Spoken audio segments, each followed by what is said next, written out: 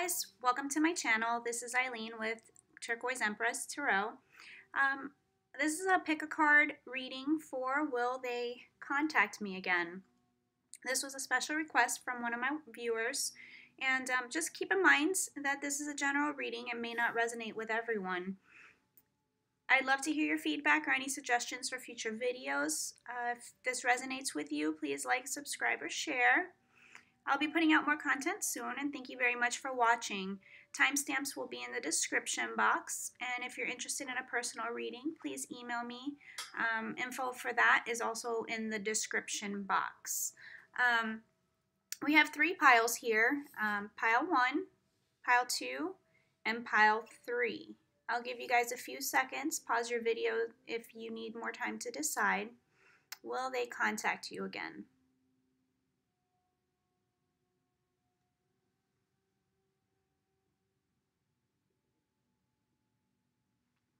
All right, let's get started. So pile number 1.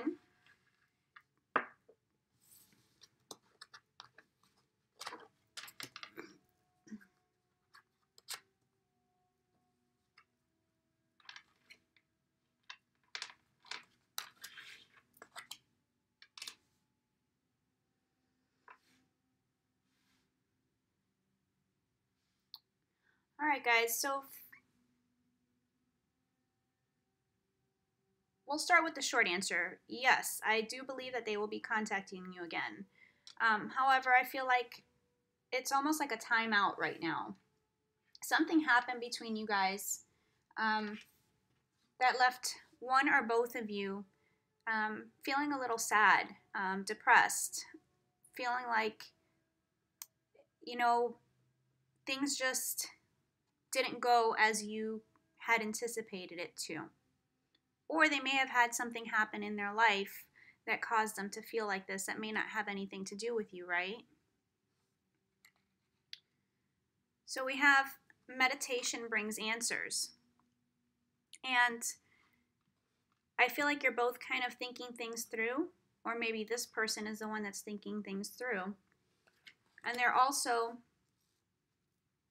talking to their friends or family for support and trying to get through this and trying to figure out exactly what's going on. Now, I do feel like they want to bring more balance to this relationship. Maybe before things weren't even, maybe, you know, things were more one-sided. One person was giving more than the other, putting more effort in than the other one, and maybe that's what caused this time of separation.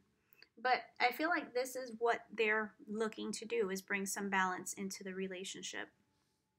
You know, normally the Six of Pentacles is a card where, you know, there's uneven giving on one side. However, in this deck, I really like it because if you see, there's only one person here collecting those pentacles. You know, it's more balanced. He's got the scales here and they're equal, right? So I absolutely love this card. It's the Diamond Dreamer. So even though it says material wealth and true prosperity, this card is actually really about manifesting your desires, manifesting what it is that you're really wanting in life. I am going to read the description for this card just because I think it's so beautiful. You know, there's so many facets to this card that I'd like to share. So for the Diamond Dreamer, we have, when the Diamond Dreamer arrives, he represents the successful manifestation of the unseen into the material. Be sure you truly want what you think you desire, for this ally will commit to getting it for you. All manner of conditions will flow around you. Messages from Spirit will serve to guide you toward achieving your heart's desire. If you want a house, you'll be led to it. If your priority is a new job, with the right continual steps, you will achieve this. If you desire a more harmonious relationship, the measures needed to create this will be obvious. A project finally pays off. Material gain and positive financial shifts may also be on the way. You will indeed see the tangible results of your ambition. The Diamond Dreamer also serves to guide you to appropriate choices so that the unseen is awakened to move mountains on your behalf. Positive communication is now possible in all of your relationships. So, guys, like I said, I do feel like right now you guys may not be communicating.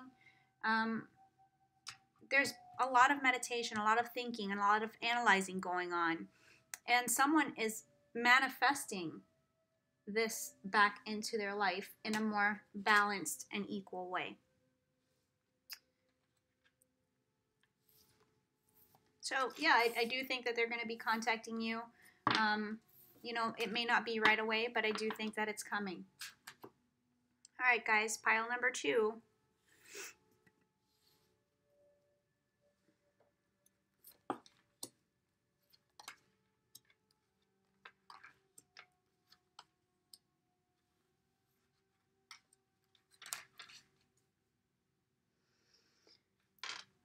All right, give me a second here to take this in.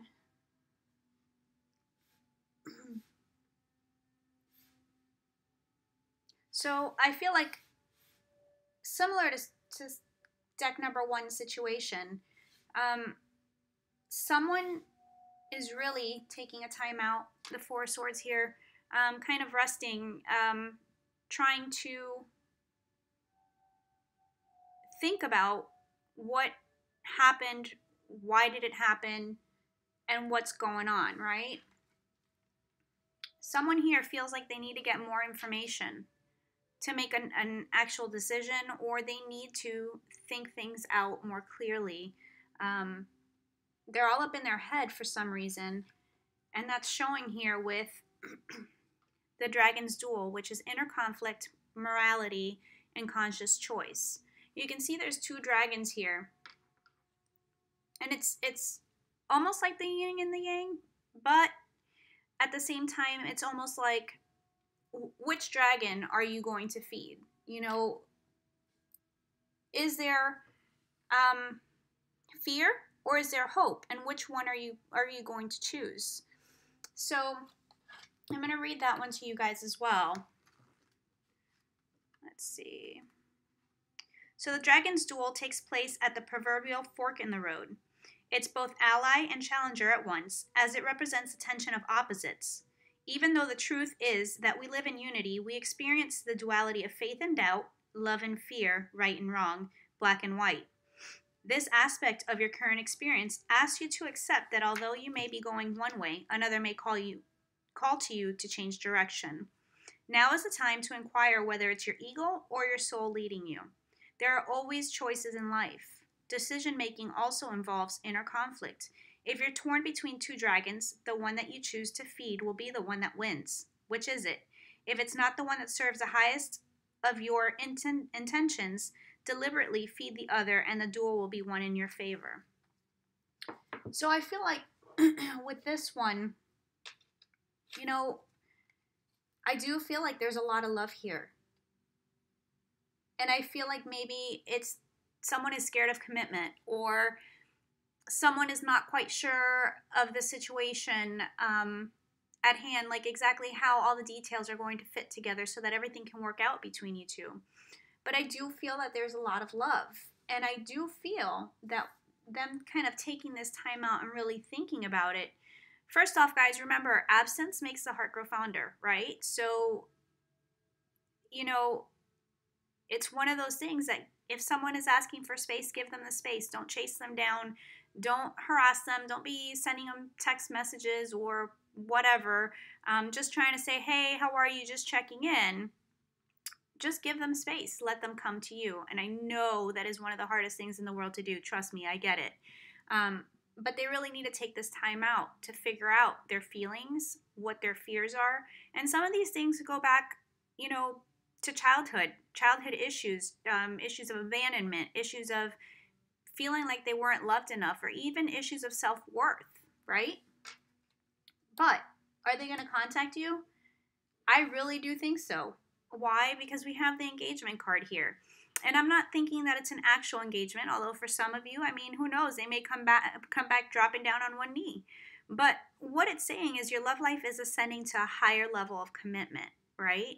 So I feel like with this card, they're working their issues out. You guys really have to talk and get more information and get clear about what your expectations of each other are, what it is that you're both looking for. And right after this Four of Swords energy, this time out here, we have the Page of Cups. So they're coming back in with an offer. And an extra card popped out with this deck, and it was the Ace of Cups. So again, there is a lot of love here.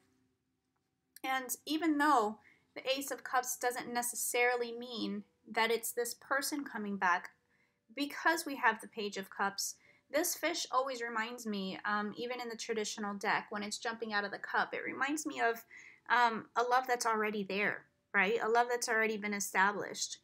So I think that this person really wants to come back. They want to talk to you and see how you guys can make this work in a new way. So again, there is a lot of love there, but there's just some issues probably within this person of having this inner strife, inner conflict, trying to figure out what the right thing to do is, what is the next step that they want to take. So deck number 2, yep, they'll be contacting you at some point as well. And finally, deck number 3.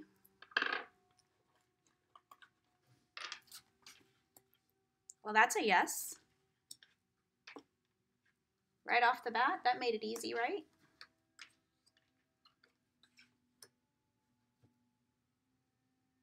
All right, guys, so first we have the yes card. We have here the Spirit Whisperer, Divine Guidance, Higher Knowing. I'll read that one out to you guys as well.